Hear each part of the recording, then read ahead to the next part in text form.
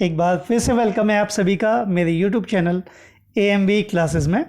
आज मैं आपके लिए लेकर के आया हूँ analysis of financial statement, classification of balance sheet items into major heads and sub head के सेकंड पार्ट की वीडियो। लास्ट क्लास के अंदर मैंने आपके साथ 50 आइटम डिस्कस किए थे लास्ट वीडियो में अपने, जिसके अंदर मैंने आपको बताया था कि कैसे हम बैलेंस शीट के आइटम्स अगर हमें दिए हों तो उनकी मेजर हेडिंग और सब हेडिंग के अंदर हम कैसे उनको क्लासीफाई करते हैं, किस आइटम को किस कैटेगरी में हम रखते हैं। आज की क्लास के अंदर मैं आपके साथ नेक्स्ट 50 आइटम डिस्कस करूंगा। टोटल हमारे 100 आइटम्स हो जाएंगे, जिसके बाद आपको एग्जाम में जब भी क्वेश्चन आएगा क्लासिफिकेशन करने का मेजर हेडिंग और सब हेडिंग के अंदर बैलेंस शीट के आइटम को, तो आप इजीली उसे कर पाएंगे। और अगर आपको आज की मेरी ये वीडियो पसंद आए तो प्लीज़ इसे लाइक करना ना भूलें, अपने फ्रेंड्स के साथ ज़रूर शेयर करें और मेरे चैनल को सब्सक्राइब करना ना भूलें और बेल आइकन को ज़रूर दबाएं ताकि आपको नोटिफिकेशन मिलते रहें। चलिए बिना टाइम वेस्ट किए शुरू करें आज की क्लास को। पहला पॉइंट लेते हैं। पहला आइटम है item number 51, calls in arrear. Calls in arrear आपको ध्यान ये रखना है कि कॉल्स इन एरियर आपको हमेशा शेयर कैपिटल के अंदर दिखाना है। तो इसकी जो सब हेडिंग होती है कॉल्स इन एरियर की होती है शेयर कैपिटल, और शेयर कैपिटल जो होती है वो शेयरहोल्डर्स फंड की मेजर हेडिंग के अंदर आती है। तो कॉल्स इन एरियर को हमेशा शेयरहोल्डर फंड की सब हेडिंग शेयर कैपिटल के अंदर दिखाना है।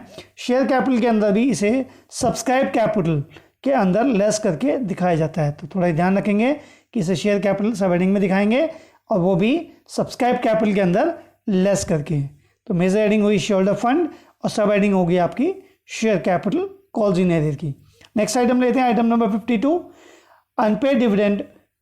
अगर आपको अनपेड डिविडेंड दिया हो या अनक्लेम्ड डिविडेंड दिया हो तो आपको ध्यान रखना है कि अनपेड डिविडेंड आपके लिए एक ऐसी लायबिलिटी होती है जो आपको विद इन फ्यू मंथ्स पे करनी होती है, कुछ ही महीनों के अंदर आपको ये चुकानी होती है। तो ये आपकी एक करंट लायबिलिटी बनती है, यानी इसकी जो मेजर हेडिंग है वो है करंट लायबिलिटी। और करंट लायबिलिटी के अंदर जब आप इसको सब हेडिंग के अंदर डालेंगे तो करंट लायबिलिटी की सब हेडिंग बनेगी other current liabilities. Next item लेते हैं आइटम नंबर 53, कैपिटल रिजर्व। अब इसके साथ एक नाम आपको दिख रहा होगा, कैपिटल के साथ रिजर्व। मैंने आपको लास्ट वीडियो में भी बताया था कि कभी भी किसी के साथ रिजर्व लगा हो तो उसे आपको शेयरहोल्डर्स फंड मेजर हेडिंग के अंदर reserve and surplus sub heading में लिखना होता है। तो इसकी मेजर हेडिंग बनेगी शेयरहोल्डर्स फंड और सब हेडिंग बनेगी आपकी रिजर्व एंड सरप्लस। नेक्स्ट लेते हैं 54 आइटम जो है लूज टूल्स। ये आप में से कईयों के लिए बिल्कुल एक न्यू नेम हो सकता है। लूज टूल्स का मीनिंग होता है खुले हुए औजार, यानी आपके जो लूज पार्ट्स पड़ रहते हैं उन्हें हम कहते हैं। तो लूज टूल्स को हमेशा हम इन्वेंट्री मानते हैं, स्टॉक मानते हैं, और स्टॉक को हम करंट एसेट्स के अंदर दिखाते हैं। तो लूज टूल्स की जो मेजर हेडिंग बनती है वो बनती है आपकी करंट एसेट्स, और जो सब हेडिंग बनती है वो बनती है आपकी इन्वेंट्रीज। नेक्स्ट लेते हैं 55 item, capital work in progress. यहाँ पे नाम आ रहा है capital work in progress. Capital work in progress का मीनिंग है कि आपका कोई कंस्ट्रक्शन का वर्क है जो अभी चल रहा है, अभी जो कंप्लीट नहीं हुआ। तो ऐसा कोई भी आपका कंस्ट्रक्शन का वर्क है जो अभी अंडर प्रोसेस है, प्रोग्रेस है, उस अभी कंप्लीट नहीं हुआ है, तो वो हमारी नॉन करंट एसेट्स माना जाता है। और नॉन करंट एसेट्स में भी इसको हम फिक्स एसेट्स के अंदर लिखते हैं टेंजेबल की कैटेगरी में। तो ये आपकी कैपिटल वर्क इन प्रोग्रेस आपको ध्यान रखना है कि आपको दिखाना है नॉन करंट एसेट्स, इसकी मेजर हेडिंग रहेगी और सब हेडिंग रहेगी आपकी फिक्स्ड एसेट्स। नेक्स्ट आइटम लेते हैं आइटम नंबर 56 आइटम है हमारा interest accrued and due on debentures. अगर आपका इंटरेस्ट डिबेंचर के ऊपर ड्यू है या एक्रूड है तो आपको ये ध्यान रखना है कि वो आपकी करंट लायबिलिटी बन चुका है, यानी आपको फ्यू मंथ्स के अंदर ही उसे पे करना होता है, विद इन 1 ईयर उसे पे करना होता है। तो इसकी जो मेजर हेडिंग बनती है वो बनती है करंट लायबिलिटी, और सब हेडिंग बनती है इसकी अदर करंट लायबिलिटी। नेक्स्ट लेते हैं 57 item, accrued interest on calls in advance. अगर आपका कॉल्स इन एडवांस है, यानी कुछ शेयरहोल्डर्स ने आपको एडवांस में आपकी इंस्टॉलमेंट पे कर दी है, अमाउंट पे कर दी है शेयर्स की, तो उसके ऊपर कंपनियों को शेयरहोल्डर्स को इंटरेस्ट पे करना होता है। तो अगर इंटरेस्ट एक्रूड हो चुका है, बन चुका है कॉल्स इन एडवांस के ऊपर, तो वो कंपनी के लिए एक ऐसी लायबिलिटी बन गया जो कुछ टाइम के बाद ही कंपनी को पे करनी पड़ेगी। तो एक्रूड इंटरेस्ट यहाँ पे हमारे लिए एक करंट लायबिलिटी बन जाता है। तो उसकी जो मेजर हेडिंग बनेगी वो बनेगी करंट लायबिलिटी, और सब हेडिंग बनेगी other current liability. Item number 58 देखेंगे। 58 हमारा interest due on calls in arrear.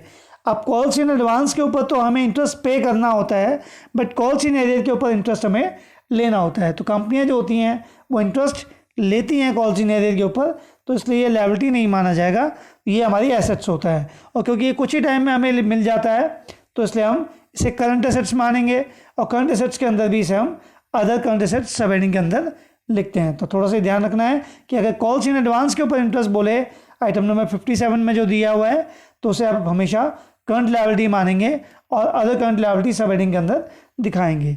और अगर इंटरेस्ट ड्यू हुआ है आपका कॉल्स इन एरियर के ऊपर, तो उसे आप क्या मानेंगे, आपका करंट एसेट्स मानेंगे और सब हेडिंग में दिखाएंगे उसकी other current assets. Next item लेते हैं 59, ट्रेडमार्क्स।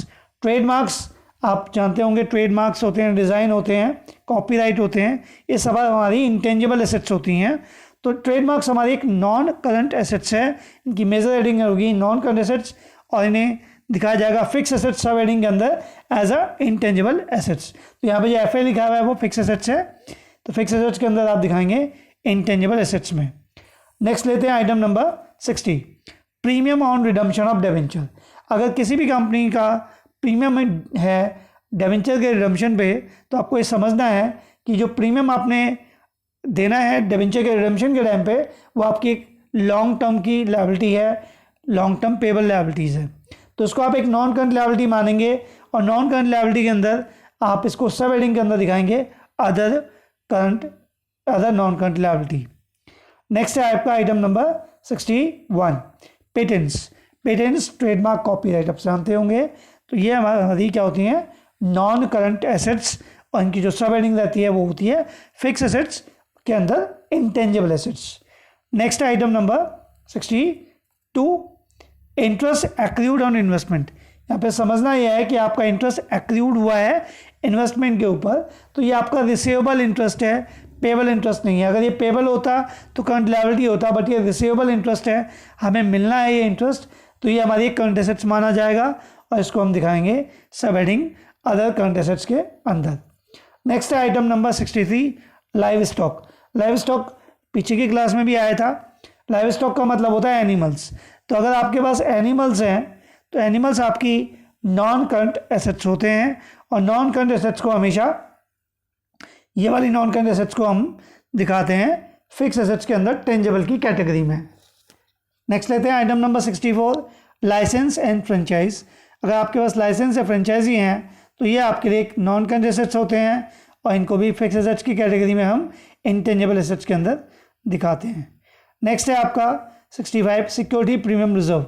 यहाँ पे रिजर्व लगा हुआ है, इससे आप समझ गए होंगे कि ये हमारी शेयरहोल्डर फंड मेजर हेड के अंदर इसकी सब हेडिंग बनेगी रिजर्व एंड सरप्लस। तो जितने भी रिजर्व्स होते हैं, चाहे वो सिक्योरिटी प्रीमियम रिजर्व हो या किसी भी टाइप का रिजर्व हो, तो सभी को हम रिजर्व एंड सरप्लस की सब हेडिंग में लिखते हैं, और इनकी मेजर हेडिंग रहती है शेयरहोल्डर्स फंड।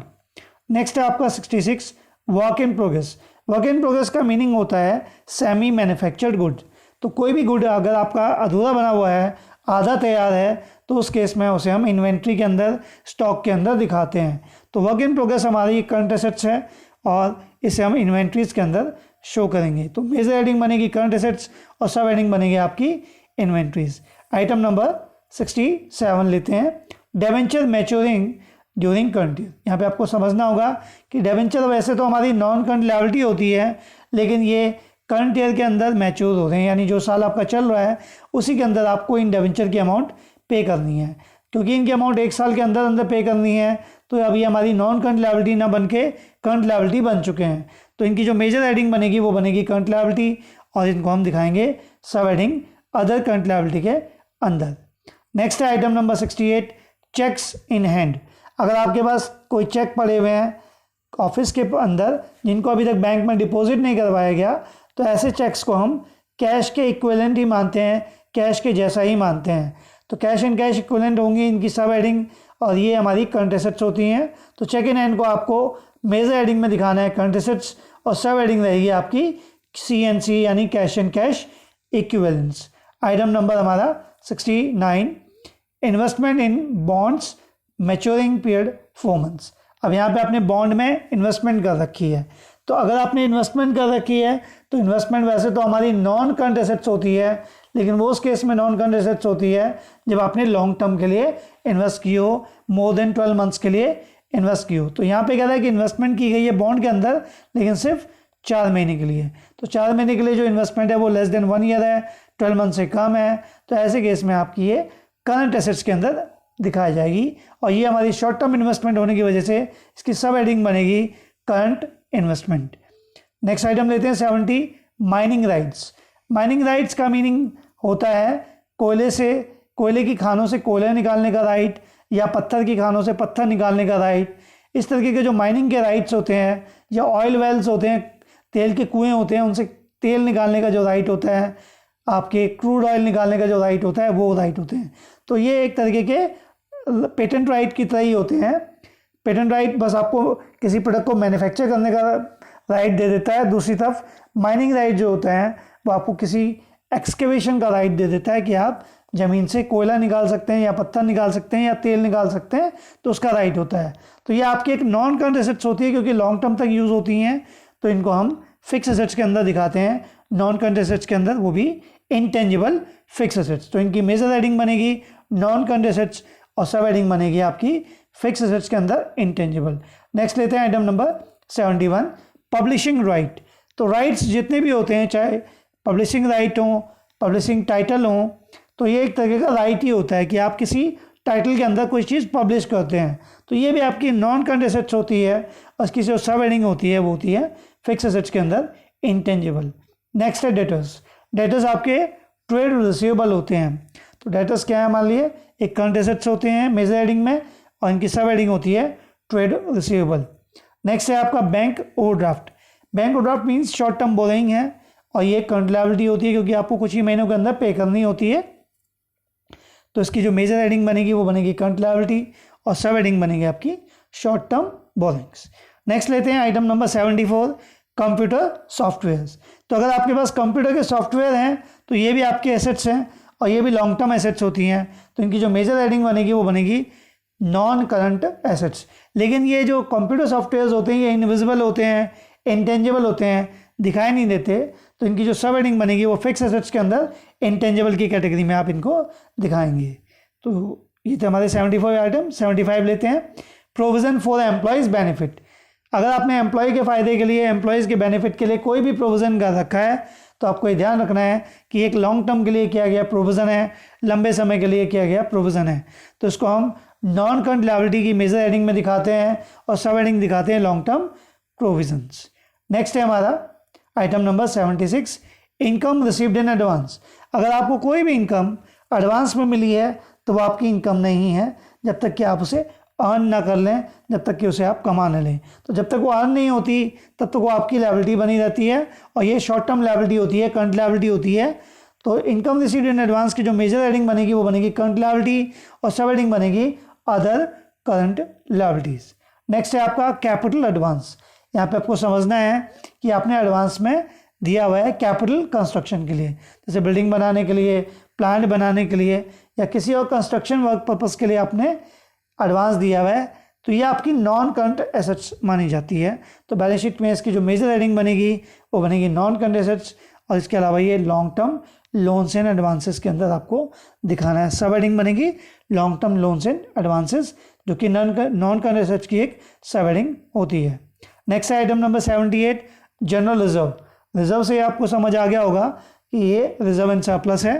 तो इसकी मेजर हेडिंग बनेगी शेयरहोल्डर्स फंड, और उसकी सब हेडिंग बनेगी reserve and surplus. Next item number 79, design.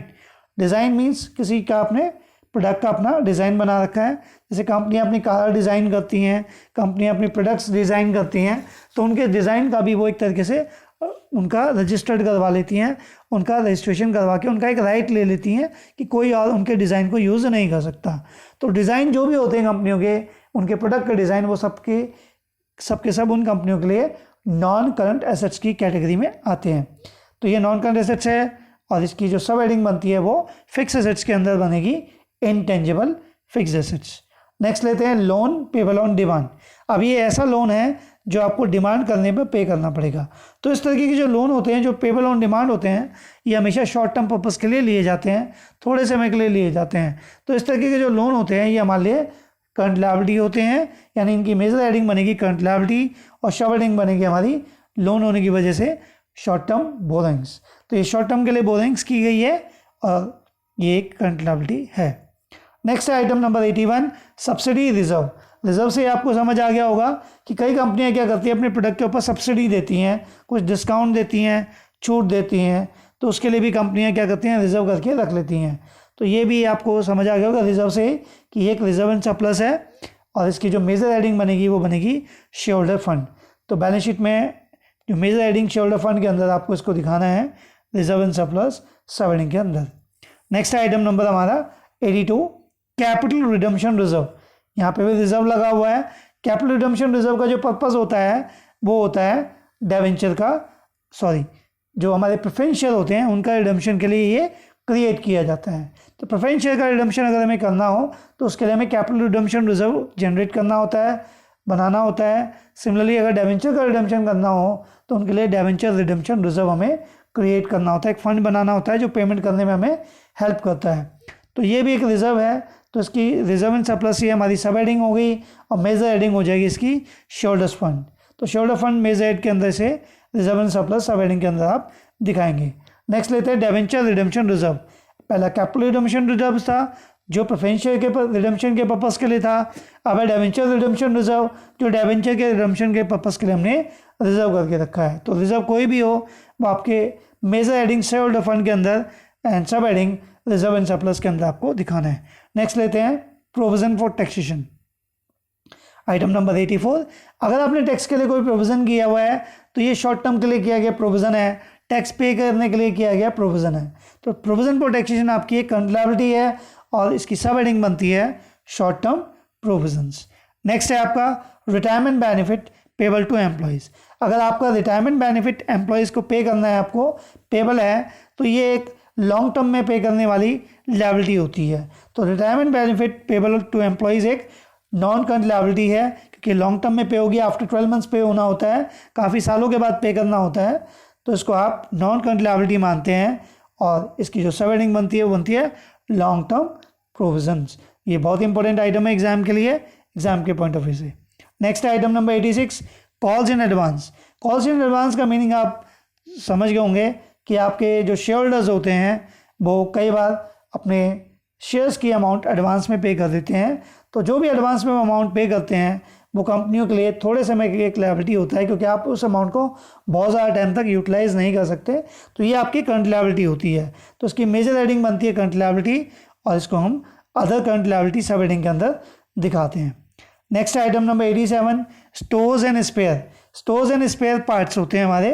तो अगर कंपनियों के पास स्टोर्स एंड स्पेयर पार्ट्स पड़े हुए हैं तो जो स्पेयर पार्ट्स होते हैं, स्टोर्स होते हैं में रखे हुए पार्ट्स होते हैं, वो हमारी इन्वेंट्रीज के अंदर दिखाए जाते हैं। तो हम इन्हें मानते हैं इन्वेंट्रीज। तो इनकी जो मेजर हेडिंग बनेगी वो करंट एसेट्स बनेगी।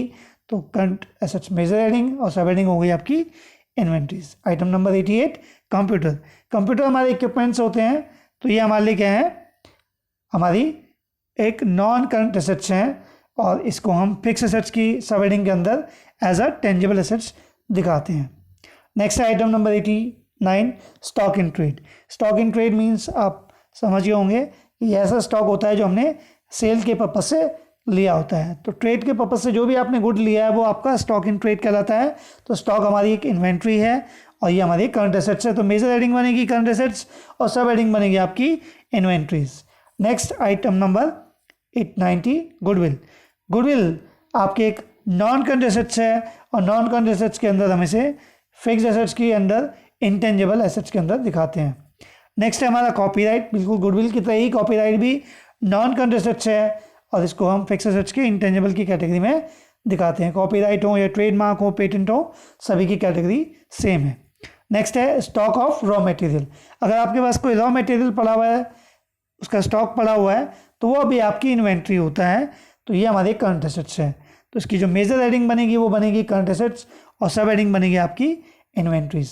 नेक्स्ट है हमारा item number 93, stock of finish goods, यानी तैयार माल का स्टॉक।